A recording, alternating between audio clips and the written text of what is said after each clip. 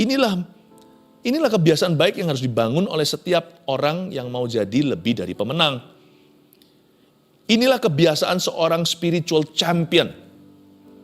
Inilah kebiasaan seorang juara rohani. Dan kalau secara roh Anda juara, secara realita nanti dalam kehidupanmu, Anda akan melihat terobosan-terobosan Tuhan.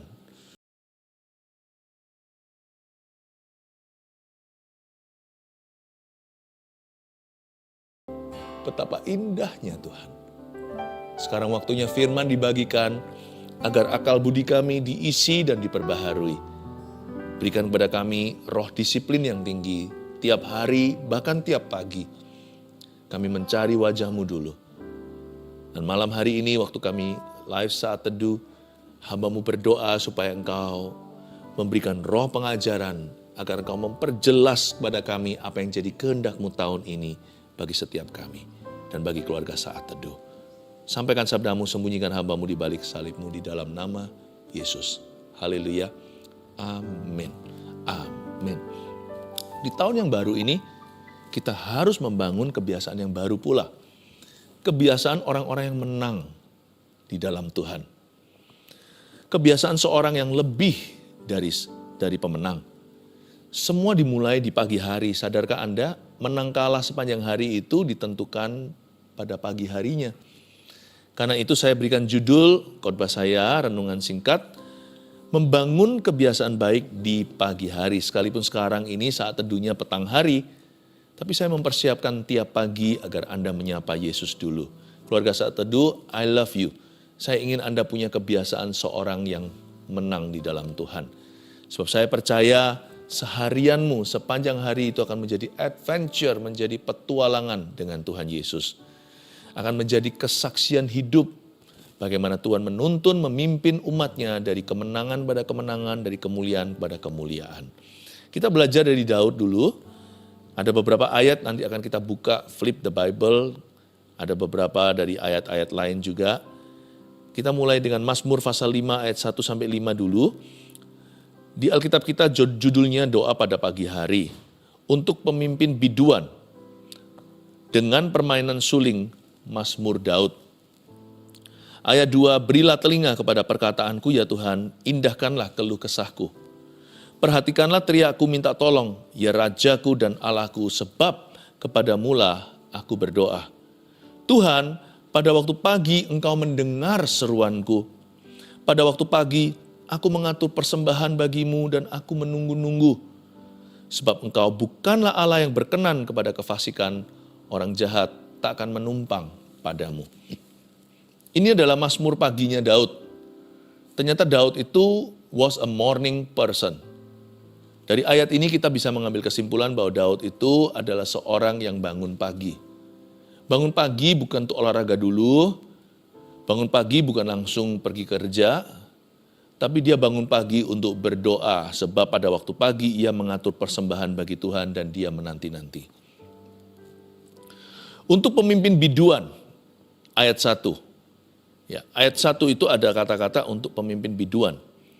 Berarti, to be a leader, you have to be an early person. Menjadi seorang pemimpin dalam rumah tangga misalkan, seorang ayah alangkah baiknya sebagai imam dalam keluarga, bangun lebih awal daripada anggota keluarga yang lainnya yang dia pimpin. Untuk bersyafaat dulu, bukankah pendoa syafaat itu masuk dulu ke hadirat Allah, 100 meter di depan yang lainnya. Kalau Anda adalah ibu rumah tangga, biasanya bangun pagi, mempersiapkan apa? Mempersiapkan makanan, hidangan, mempersiapkan anak-anak sekolah kalau anak-anaknya masih di bangku sekolah. Mempersiapkan juga sarapan untuk suaminya yang mau pergi ke kerja. Tapi jangan lupa, hai ibu-ibu, yang pertama kau lakukan haruslah mencari wajah Tuhan. Sebelum Anda mempersiapkan makan pagi atau sarapan, sebelum suami Anda pergi ke kantornya, siapkan dulu hidangan, yaitu pujian penyembahan untuk suami sorgawimu, yaitu Yesus Kristus, mempelai pria gereja. Bagi anak-anak muda juga sama, bangun tidur jangan langsung terburu-buru, kalau bisa bangun di set alarm clock-nya lebih awal. Sebelum kita harus siap-siap mandi sebagainya, alangkah baiknya kita berlutut dulu di samping ranjang. Itu kebiasaan saya waktu saya bertobat SMA 3. Semasa saya kuliah, saya selalu berlutut di sisi ranjang. Itu menjadi sisi favorit saya sebelum saya gosok gigi, mandi, langsung setelah itu pergi ke sekolah. Daud adalah a morning person. Pagi-pagi dia udah main suling untuk pemimpin biduan. Dia seorang leader dengan permainan suling Mazmur Daud. Pagi-pagi dia sudah mainkan serulingnya alias memuji-puji nama Tuhannya. Saya kadang-kadang juga berpikir begini ya. Kenapa Tuhan ciptakan burung-burung itu berkicau di pagi hari? Apapun alasannya saya tahu mereka memuji Tuhan. Saya punya kebiasaan tiap pagi bahkan subuh sebelum matahari terbit, saya harus memuji Tuhan dulu sebelum burung-burung berkicau memuji Dia. Saya sering bangun pukul 3 pagi, meskipun bangun untuk tidur kembali, saya selalu menyapa Tuhan Yesus dulu.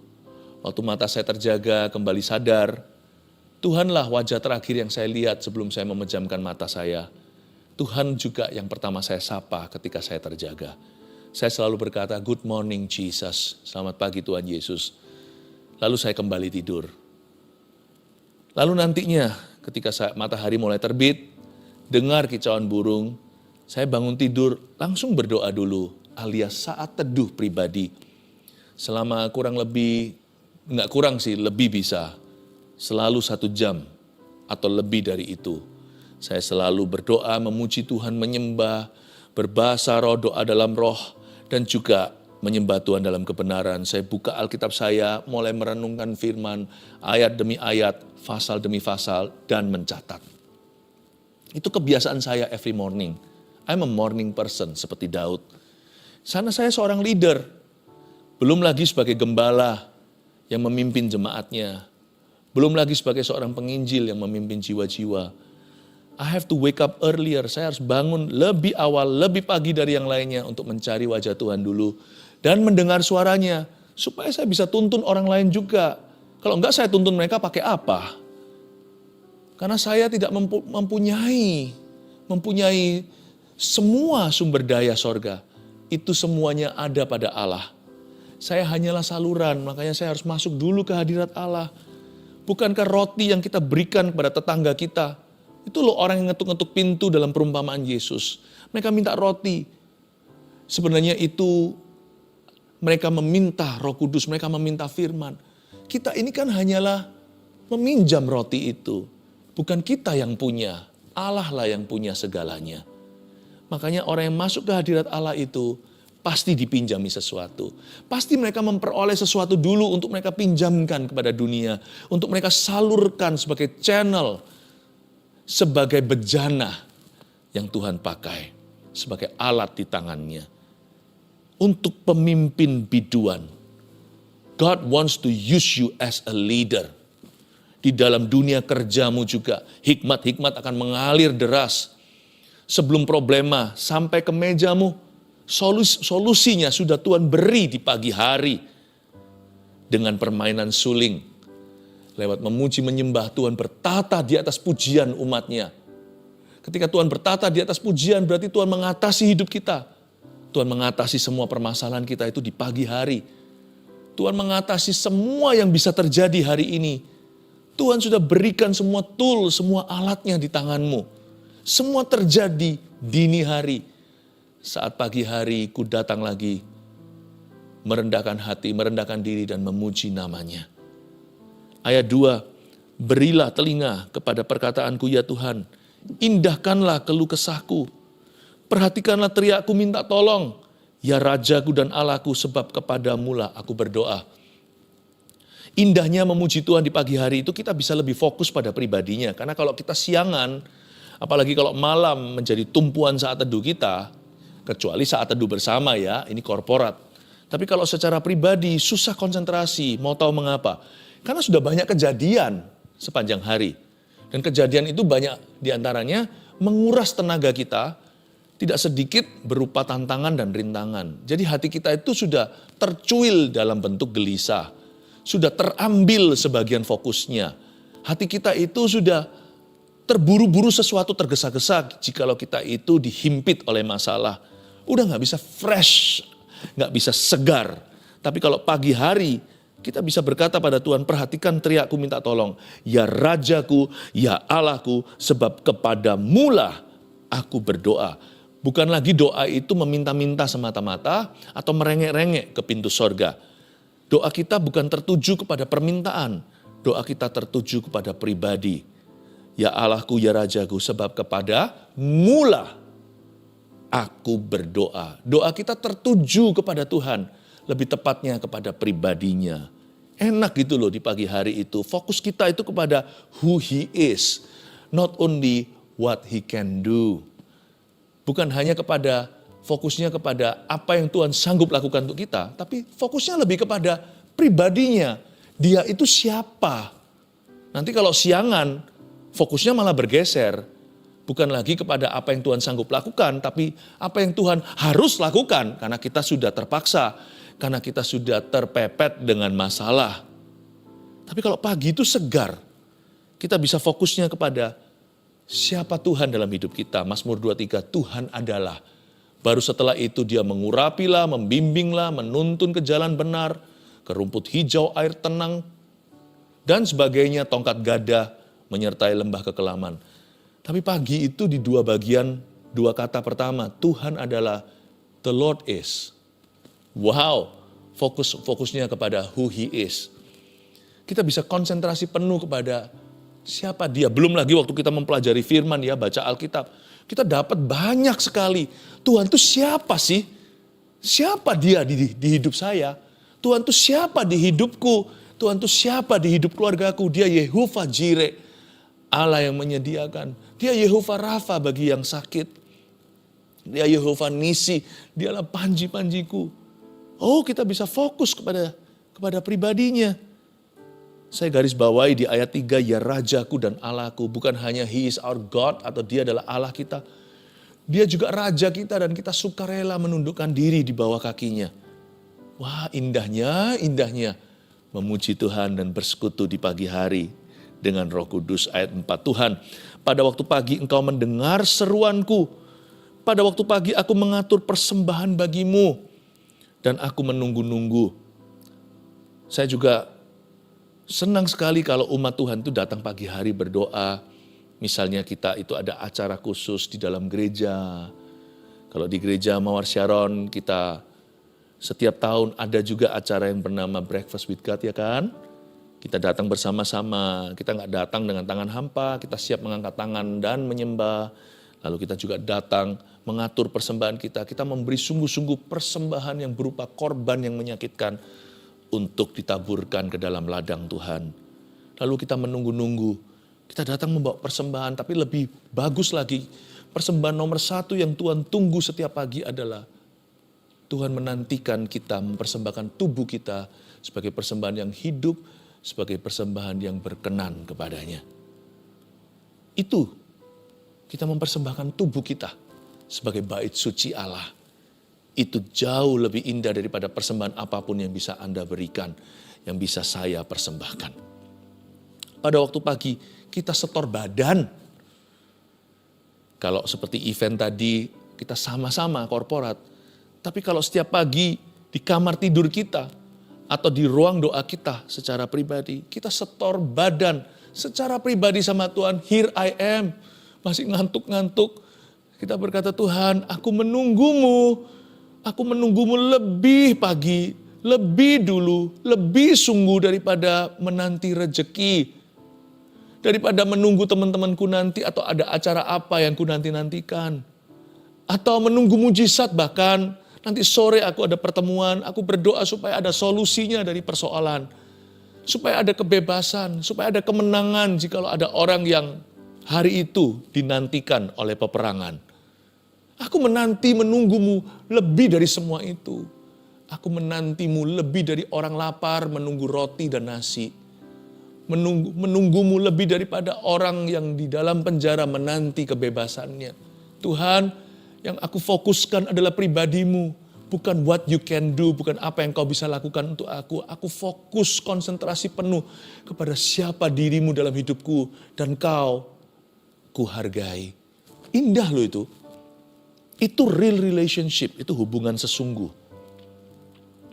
Dan dan di sini Daud berkata, aku menunggu-nunggu ayat 5, sebab engkau bukanlah Allah yang berkenan kepada kefasikan. Orang jahat tak akan menumpang padamu. Bukan hanya kita belajar who he is, siapa dia, tapi kita juga belajar who he is not. Kita juga mempelajari dia itu bukan siapa di hidup kita. Dia bukan sinterklas kita. Jadi jangan terus peras-peras. Dia juga bukanlah Allah yang akan merekomendasi dosa. Jadi kalau kita hidup dalam dosa, jangan harap dia beserta. Dia juga Allah yang adil. Kita nggak bisa memperlakukan orang lain tidak adil lalu kita semena-mena. Tuhan pasti akan meminta balasannya dari kita. Tuhan akan meminta pertanggungjawaban. Sebab engkau bukanlah. Itu yang kita pelajari pagi hari. Lebih jelas, lebih jernih karena hari itu kita belum terkontaminasi sama dunia. Kita masih di ruang tidur kita, baru terjaga. Alam sadar kita baru di reset pagi harinya, kilometernya mulai nol lagi. Meskipun ada masalah dari kemarin hari atau kemarin lusa yang masih tersisa-sisa, tapi kan pada dasarnya manusia bangun di pagi hari itu di reset juga. Kita bisa belajar sesuatu, teguran Tuhan itu jadi jauh lebih masuk. Peringatannya itu jadi jauh lebih jelas. Sebab engkau bukanlah Allah yang berkenan pada kefasikan. Orang jahat tak akan menumpang padamu. Dan kita banyak mempelajari dia siapa, dia bukan siapa. Itu dari firman tentunya, bukan hanya dari perasaan waktu kita menyembah. Menyembah membuat kita merasa dekat, tapi setelah itu harus ada penjelasan. Nah, disinilah masuk firman. Coba saya ajak kita sekarang buka Mazmur 119 ayat yang ke-147 sampai 149. Pagi-pagi buta, aku bangun dan berteriak minta tolong. Aku berharap kepada firman-Mu. Ini seperti Mazmur pasal 5 tadi. Aku bangun mendahului waktu jaga malam. Untuk apa? Bukan hanya untuk memuji dan menyembah, tapi untuk merenungkan janji-Mu. Dengarlah suaraku sesuai dengan kasih setiamu, ya Tuhan. Hidupkanlah aku sesuai dengan apa? Hukum-Mu. Jadi pagi-pagi buta, pemazmur bangun dan berteriak minta tolong. Dia bangun di ayat 148, mendahului waktu jaga malam. Tujuannya jelas untuk merenungkan firman-Mu, merenungkan janji. Kalau kita baca 148 lagi, pemazmur bangun mendahului waktu jaga malam, dan dia berani tuliskan dalam lagunya seperti ini, berarti dia selalu bangun pada saat yang fix atau fixed time. Waktu doa itu jangan ngalir. Sewaktu doa mengalirlah. Tapi waktu untuk berdoa harus ditetapkan seperti Cinderella. Jam berapa dia harus pulang ke rumah. Jam berapa pula setiap hari waktu yang sama Tuhan melihat Anda sedang berlutut atau sedang memuji menyembah dalam hadirat-Nya. Aku bangun mendahului waktu jaga malam. Fixed time. Demikian pula membaca Alkitab itu harus fixed time kalau bisa. Tiap hari itu biasakan dirimu punya disiplin yang tinggi. Yaitu punya waktu yang sudah bukan disisihkan ya. Waktu yang diunggulkan, jangan kasih Tuhan waktu sisi atau waktu sisa. Waktu yang memang di-sacrifice atau dikorbankan. Yang sudah di-lock in, yang sudah dikunci untuk itu. Bukan hanya untuk sembahyang, tapi untuk baca firman. Untuk merenungkan firman-Nya itu, tentukan waktu. Terima saran saya, pagi itu enak sekali baca Alkitab. Benar, enak sekali. Malam juga enak sih setiap waktu, tapi pagi itu hati kita lebih gampang konsentrasi. Apa yang malam bisa, kalau kita baca malam itu dengan fix waktu segitu 2 pasal, itu pagi bisa masuk 4. Misalkan Anda perlu 5 menit untuk bisa mengerti satu ayat. 5 menit di pagi hari sudah bisa mengerti 4 ayat. Bisa merenungkan dengan sungguh-sungguh. Aku bangun mendahului waktu jaga malam untuk merenungkan janji-Mu. Dengarlah suaraku sesuai dengan kasih setiamu, ya Tuhan. Ini harapan pemazmur pagi hari waktu baca Alkitab. Hidupkanlah aku sesuai dengan hukum-Mu. Biarkan semua ayat-ayat yang kubaca ini logos atau firman tertulis ini. Hidupkan Tuhan, jadikan rema. Rema itu artinya firman yang melompat, firman yang meloncat, firman yang dihidupkan dari firman tertulis menjadi firman yang seolah-olah langsung hari itu muka dengan muka diucapkan Tuhan Yesus dari mulutnya ke dalam hidupmu. Wow, hidupkan aku sesuai dengan hukum-Mu. Bukan hanya aku membaca ayat, tapi aku akan mengalami kuasa ayat ini. Bukan hanya aku baca Alkitab, aku akan mengalami penggenapan janji. Haleluya. Ini powerful loh. Ini luar biasa. Inilah kebiasaan baik yang harus dibangun oleh setiap orang yang mau jadi lebih dari pemenang. Inilah kebiasaan seorang spiritual champion. Inilah kebiasaan seorang juara rohani. Dan kalau secara roh Anda juara, secara realita nanti dalam kehidupanmu, Anda akan melihat terobosan-terobosan Tuhan. Sebab semua yang kelihatan ini terjadi dari apa yang tidak kelihatan. Yang gak kelihatan itu juga adalah hidup doamu. Nanti di alam nyata kita akan mengalami pembelaan dan penyertaan Allah. Menang kalah ditentukan pagi hari. Mari kita membangun kebiasaan pagi, baik di pagi hari. Kita baca satu lagi ayat, sekarang lompat di Yosua pasal 1 ayat 8. Bukan hanya kita itu memuji menyembah pribadinya dan luangkan waktu, tapi kita juga harus siapkan hati kita sepanjang hari untuk peka. Pakai pikiran juga, jangan hanya pakai perasaan.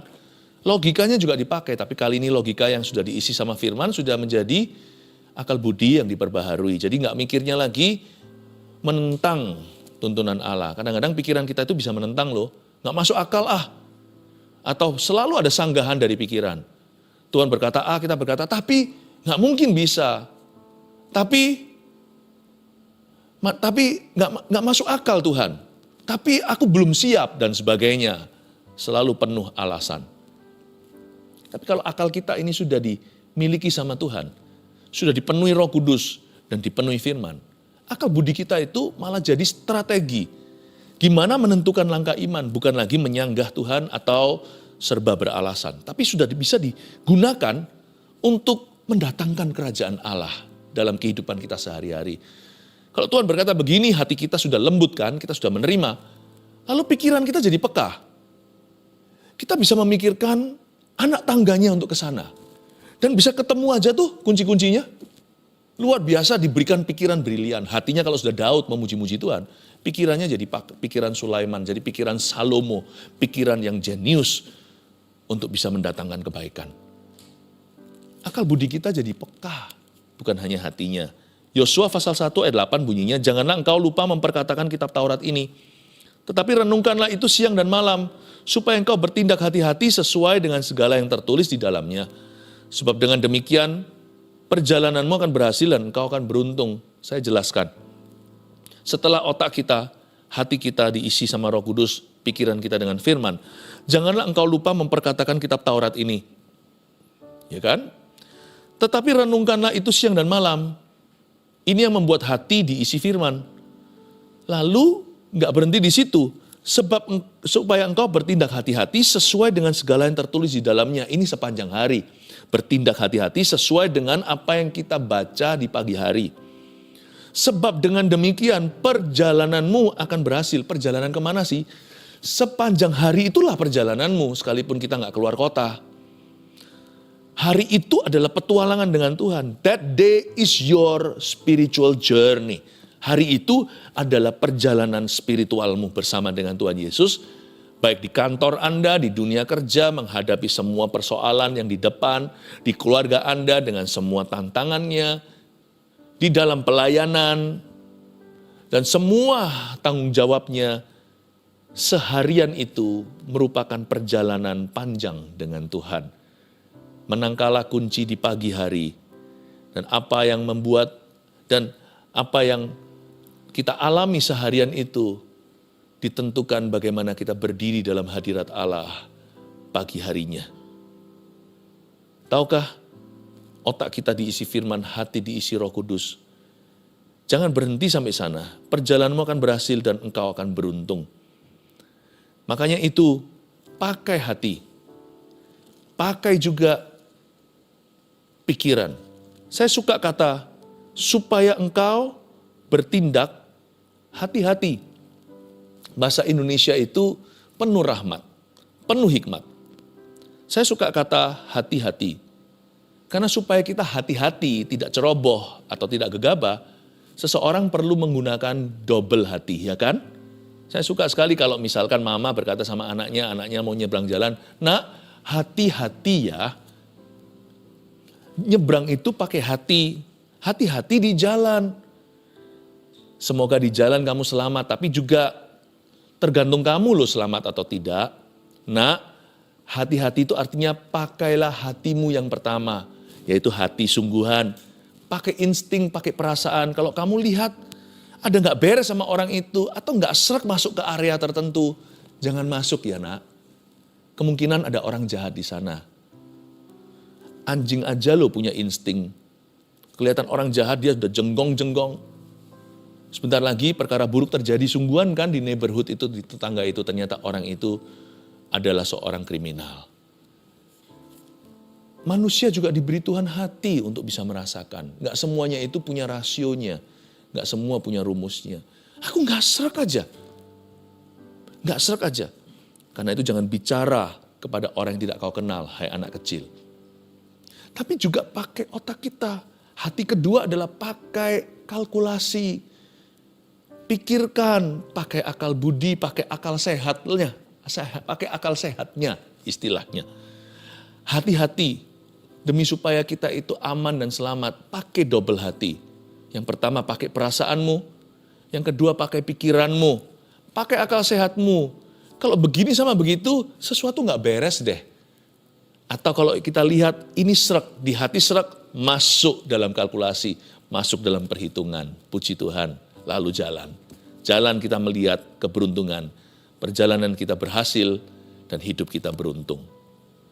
Saya kasih 3 poin sebagai summary atau sebagai kesimpulan dari apa semua tadi yang kita baca ayat-ayat di sini dan sana.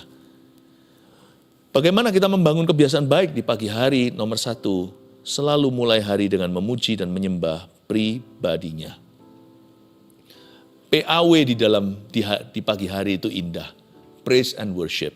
Memuji dan menyembah Tuhan. Mungkin Anda berkata, aku tidak bisa nyanyi. Nyanyi sendiri kan nggak apa-apa.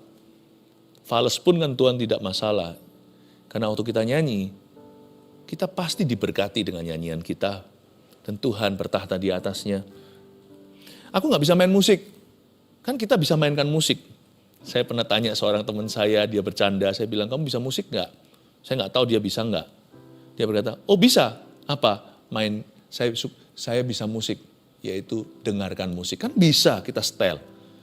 Sekarang HP kita selalu ada apps-apps. Mainkan musik itu sudah convenient. Udah mudah sekali untuk diakses. Anda bisa bersama-sama menyanyi. Nyanyi bareng lah sama artisnya yang menyanyi di HP Anda itu. Anda bisa ikut menyanyi sama-sama, memuji Tuhan. Kompilasi lagu Saat Teduh ini menjadi favorit banyak orang. Udah gak perlu aku main gitar sendiri, kan aku gak bisa memang gitar atau piano, tapi aku bisa ikut dengan tim Saat Teduh, menyanyi dan memuji-muji Tuhan. Oh sekarang ini zamannya nyaman, convenient sekali kita punya teknologi. Gunakan itu, jangan gunakan untuk hal-hal yang salah atau berdosa. Gunakan untuk memuji Tuhan. Mulai harimu dengan setel lagu. Mulai harimu yang bisa main musik dengan mainkan alat musikmu.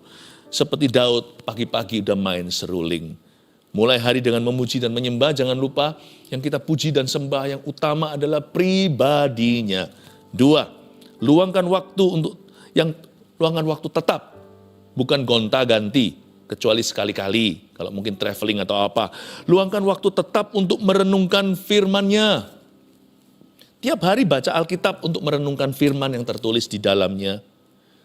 Be disciplined, miliki disiplin yang tinggi. Jam berapa Anda membacanya? Dan juga berapa lama? Mungkin kalau bukan dengan waktu, tapi dengan fasal. Misalkan kalau Anda membaca Alkitab itu 1 hari 2 atau 3 fasal. Ya sudah, fix kan. Jangan sebentar 2 fasal lalu mut-mutan, tergantung nanti perasaan. Kadang 3 fasal misalkan, Lalu nanti kadang-kadang Anda hanya baca 10 ayat, kadang-kadang hanya baca 3 ayat, nanti lama-lama nggak baca. Mesti disiplin, mesti predictable, mesti terprediksikan waktunya, jangka panjangnya, dan juga kuota. Berapa pasal seharinya. Perut kita itu nggak bisa sakit mah kalau kita makan teratur. Demikian pula kerohanian kita. Misalkan kalau ganti zona waktu, contohnya jika saya traveling, saya mengunjungi gereja kami bahkan yang lintas benua. Di jam tertentu yang biasanya saya makan ya, secara fisik aja, perut saya bisa menuntut loh. Tapi secara rohani juga sama. Kenapa saya ingin sekali berdoa, kenapa saya ingin sekali baca Alkitab, ternyata kalau dilihat jam tangan saya, oh ini di Indonesia pagi hari waktu saya sarapan rohani. Karena itu tetapkan waktu, luangkan waktu tetap untuk merenungkan firman-Nya. 3, siapkan hati dan pikiran untuk mentaati tuntunannya. Sepanjang hari itu yang peka. Setelah kita baca Alkitab, setelah kita menyembah di pagi harinya, seharian itu petualangan. Coba Anda timbang-timbang setiap keputusan. Yang mana kira-kira baik di mata Tuhan. Yang mana merupakan kehendak Tuhan. Yang mana kayaknya tuntunan Roh Kudus. Sekalipun kita nggak bisa tahu 100%, tapi kalau kita sudah diisi pada pagi harinya, kita akan semakin peka di siang harinya. Makin siang, makin malam, makin peka loh. Sebab anggur itu semakin matang fermentasinya di dalam diri kita atau urapan. A spirit-led life is a successful life. Hidup yang dituntun Roh Kudus adalah hidup yang sukses dan berhasil serta menguntungkan. Siapkan hati dan pikiran untuk mentaati tuntunannya. Setelah kita keluar dari ruang doa kita, jangan berhenti untuk berjalan dengan Tuhan. Malah justru buka mata, buka hati, buka pikiran. Di dalam setiap keputusan, segala aktivitasmu, coba kita itu merekah. Jikalau kita tidak tahu pasti, kita merekah secara peka. Yang mana kehendak Tuhan jikalau itu bukan tentang benar atau salah. Kalau jelas-jelas hitam atau putih, kalau jelas-jelas itu dosa ya sudah nggak usah tanya lagi sama Roh Kudus. Itu sudah tertulis dalam firman Allah. Kalau sudah firman katakan jangan dilanggar ya kan. Tapi kalau sesuatu yang sifatnya kebijakan yang dibuat bukan betul atau salah, bukan right or wrong, saya berdoa pagi hari itu akan berguna untuk menentukan setiap keputusan dalam kepekaan. Mulai hari dengan memuji menyembah pribadinya, luangkan waktu tetap untuk merenungkan firman-Nya, dan siapkan hati dan pikiran untuk mentaati tuntunannya. Sekalipun sekarang, waktu kita live ini malam hari, izinkan kami menyanyikan lagu tentang pagi hari, mempersiapkan besok pagi ya. Kita mengangkat tangan kita bersama-sama, mulai hari ini ya Tuhan Yesus, hamba reservasi pagi hari setiap keluarga Saat Teduh adalah pagi untuk Yesus. Di dalam nama Yesus, Engkau menunggu kami esok pagi, Engkau menunggu kami setiap pagi, biar rahmat-Mu selalu baru. Biarkan kebiasaan ini mulai hari ini tertanam di dalam hati, jiwa, dan keluarga Saat Teduh bersama. Bawalah damai sejahtera dalam hatimu senantiasa. Bangunlah mezbah doa di tahun yang baru ini, kebiasaan baru untuk para pemenang. Pergilah membawa kemenangan di dalam nama Yesus Kristus. Haleluya. Amin. Praise the Lord.